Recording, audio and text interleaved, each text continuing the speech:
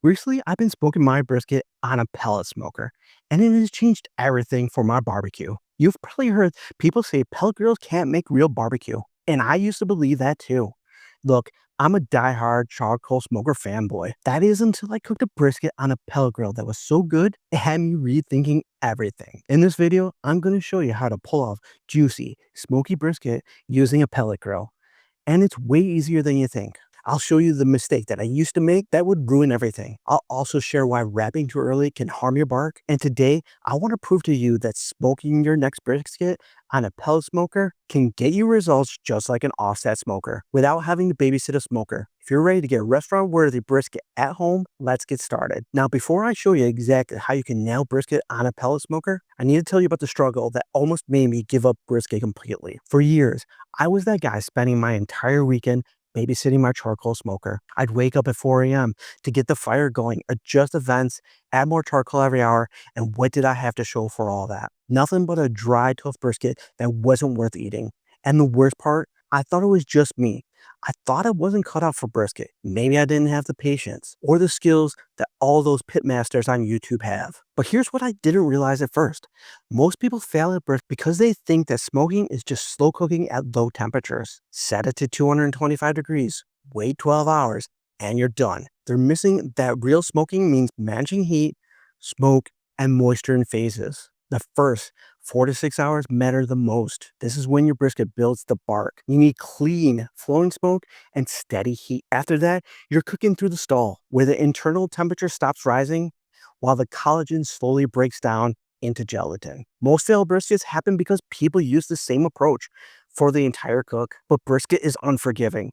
Mess up the bark, skip proper smoke penetration, or let your temperature swing around, you'll end up with meat that's either dry as cardboard or has zero smoke flavor. And my aha moment came when I realized that I needed to really get to know my pellet smoker and work with it instead of against it, which meant I had to completely change my process for how I build bark, when I wrap, and how I rest the meat. Now, once I made that mind shift, everything changed, and that's exactly what I'm going to show you today. How to use your pellet smoker instead of fighting against it. Now, here's where most people mess up before they even light their smoker. The prep work. Bark and flavor start right here in the seasoning setup. If you rush this step, you're going to regret it later. I promise you that. The first thing we need to talk about is trimming your brisket. Now I know this might seem basic, but it's so important here. You want to get rid of any of the hard fat. That stuff's not going to render down, and it's just going to be chewy. You also want to get rid of the silver skin that's on the back of the brisket.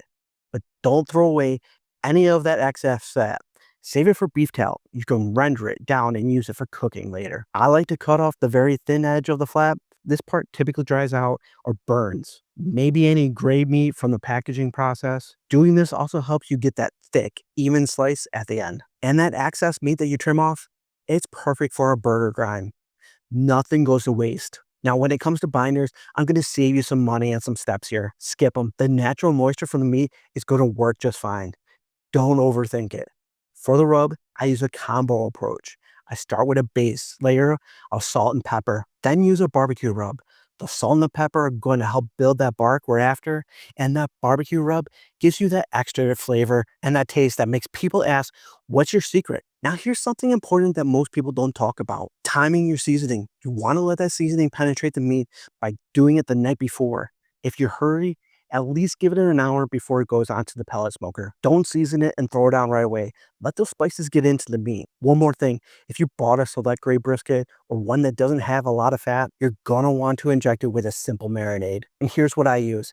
Beef broth, a little bit of Worcestershire sauce, and some garlic powder. Mix it up and inject it through the flat. This is going to keep it moist during that long cook. Now, let's talk about setting up your pellet smoker. I'm using cherry and hickory pellets, and I'm putting this brisket in a spot where it gets good airflow. If your smoker has a super smoke setting, use it. We want as much smoke as possible hitting this meat for the first few hours. Look, I get it. You work hard all week. You've got kids. Maybe you coach their soccer games on the weekends. The last thing that you want to do is wake up at 4 a.m. on a Saturday to start a brisket, then spend the entire day checking temperatures, adjusting vents, adding charcoal every hour, or fighting flare-ups. That's not relaxing. That's work. And most of us don't have 16 hours to dedicate to babysitting a smoker. But here's what changed everything for me. Combining this set it and forget it nature of a pellet smoker with an overnight low and slow approach. You start cooking before you go to bed, and then you wake up to incredible smoke smells. And by afternoon, you've got an authentic Texas style result. No constant monitoring, no stress. Your pellet smoker does the heavy lifting while you actually get to enjoy your weekend. I'm going to walk you through my exact overnight process, the specific temperature that gives you maximum smoke penetration, the timing of when to wrap and when to leave it alone, plus how to use your phone to monitor everything remotely so you can sleep soundly knowing your brisket is cooking perfectly. Here's exactly how to do this overnight cook that changed my whole barbecue game. I start this brisket at 200 degrees Fahrenheit, and this temperature is everything.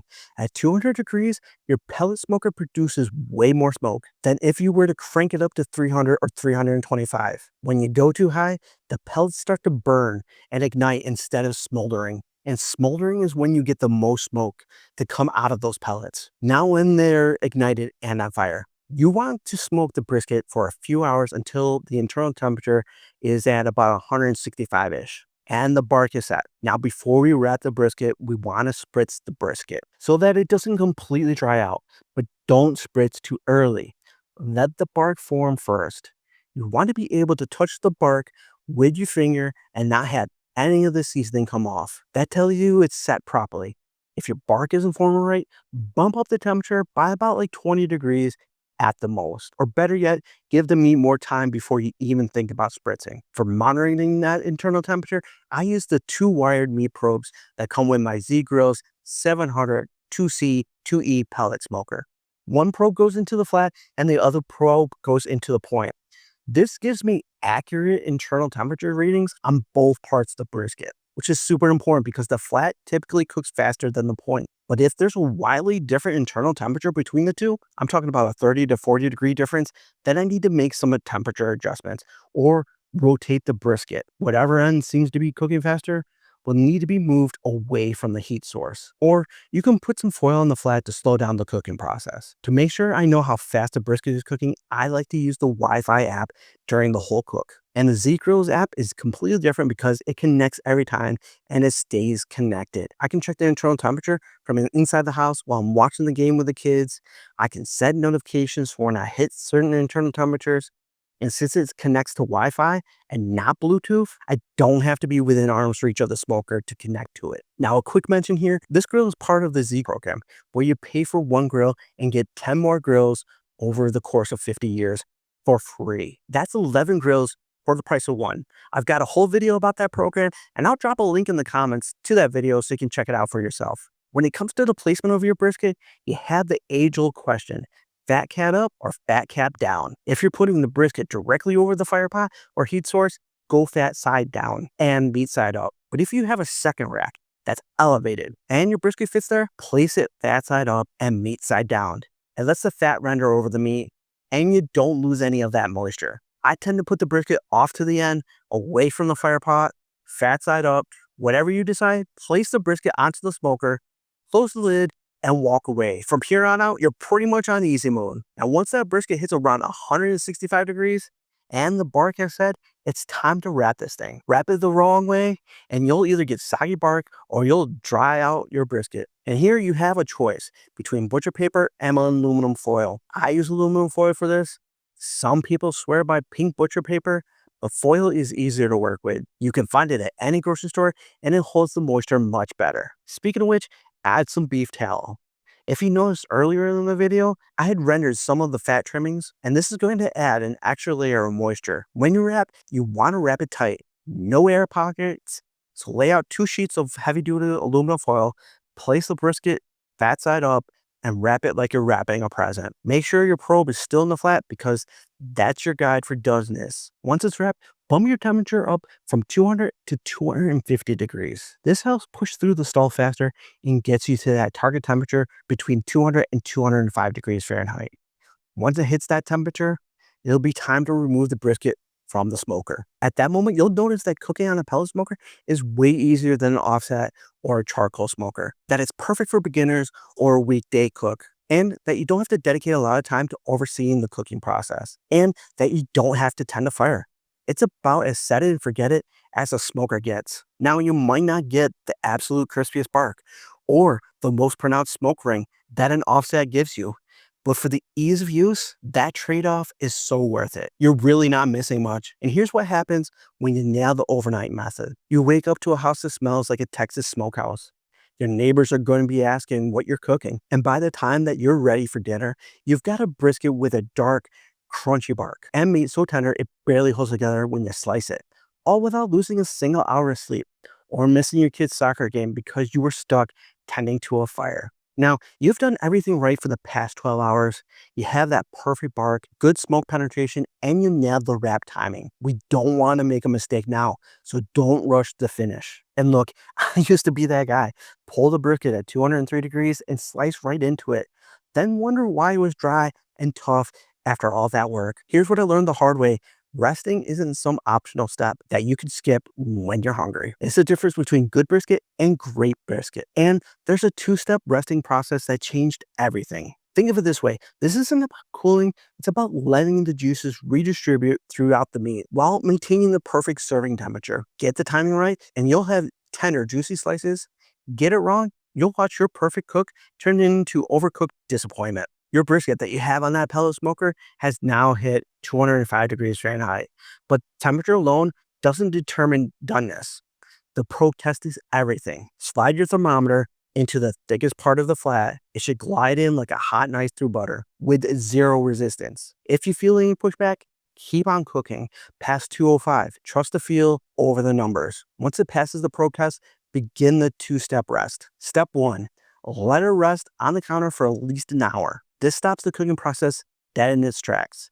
Skip this and the residual heat will overcook the meat. Now, while you're letting it rest, open the foil or the butcher paper to release the steam. You don't have to completely remove the wrap, leave it intact, but open just the top of it. Now, step 2, after about an hour, close the top of the wrap and place the brisket in an oven on the middle rack. You want the oven to be set to the lowest temperature possible.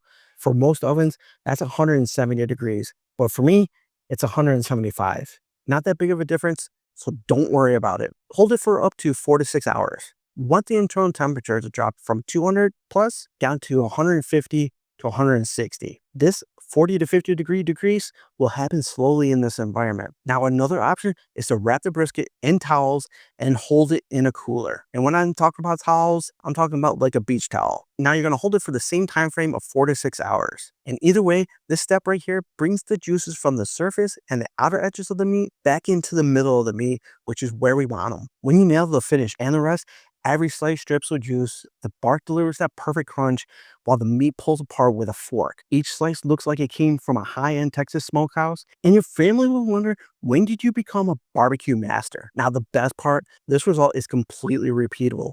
No more dry brisket, no more tough meat, just perfect brisket on a pellet smoker every time. So that's exactly how you can smoke restaurant quality brisket on a pellet smoker at home without babysitting the fire all day. But here's something I didn't mention at the beginning of this video. This backyard barbecue thing becomes so much easier and more consistent when you've got the right equipment. Right now, Z-Grills has this awesome program that's directly connected to the grill I've been using throughout today's cook. When you buy one grill, you get 10 more grills over the next 50 years. That's 11 grills for the price of one. I know that sounds crazy, but it's true. All you got to do is click on this video right here to see exactly how the program works and how it can transform your backyard barbecue setup. And trust me, you're going to want to see this. I'll see you there.